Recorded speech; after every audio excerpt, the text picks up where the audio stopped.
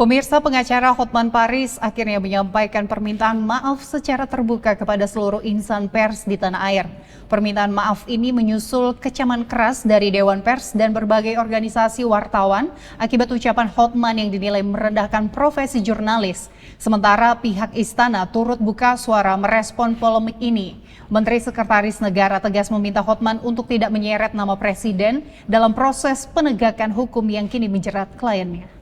Pengacara Hotman Paris Hutapea akhirnya meminta maaf secara terbuka kepada wartawan dan organisasi pers di seluruh Indonesia. Permintaan maaf ini disampaikan melalui akun media sosial pribadinya pada Senin 20 Juli 2026.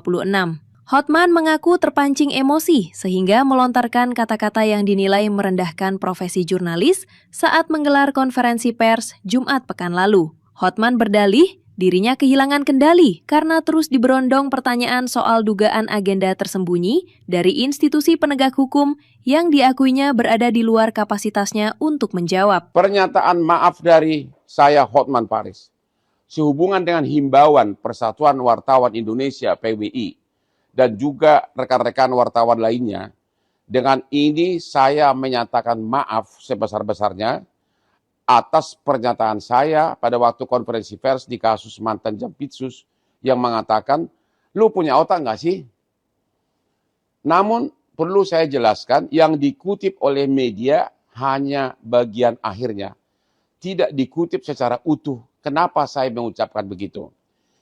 Fakta kejadiannya adalah, wartawan pertama bertanya kepada saya, apakah instansi terkait punya hidden agenda atau acara tersembunyi? Saya jawab, saya tidak tahu. Saya tidak punya kapasitas untuk menjawab itu. Belum selesai saya jawab, tiba-tiba wartawan kedua bertanya, apakah instansi tersebut melakukan kekeliruan? Akhirnya saya emosi karena saya udah bolak-balik, saya tidak tahu. Akhirnya saya jawab, kamu punya otak nggak sih? Maksudnya, saya udah jawab tadi, saya tidak tahu.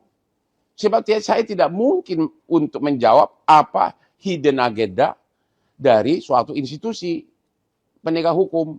Meski telah mengakui kesalahannya, sikap Hotman kadung menuai kecaman keras dari berbagai organisasi wartawan. Ketua Dewan Pers Komarudin Hidayat turut menyesalkan insiden tersebut. Melalui surat pernyataan resmi, Dewan Pers mengingatkan rasa ketidaksukaan terhadap pertanyaan wartawan seharusnya disampaikan dengan cara yang lebih rasional dan beretika. Rekan-rekan media dan seluruh masyarakat Indonesia, hari ini Dewan Pers merasa perlu untuk menyampaikan sikap resmi terkait sebuah insiden yang mencederai hubungan profesional dan saling menghormati antara profesi hukum dan profesi jurnalisme. Terutama pada tindakan yang bersifat merendahkan profesi wartawan.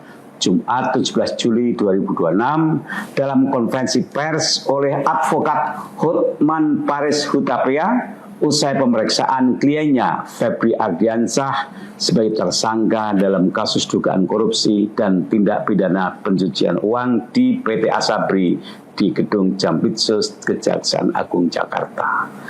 Dalam konferensi pers itu seorang wartawan bertanya, apakah Febri Ardiansyah merasa dikriminalisasi dalam kasus yang menjeratnya ini?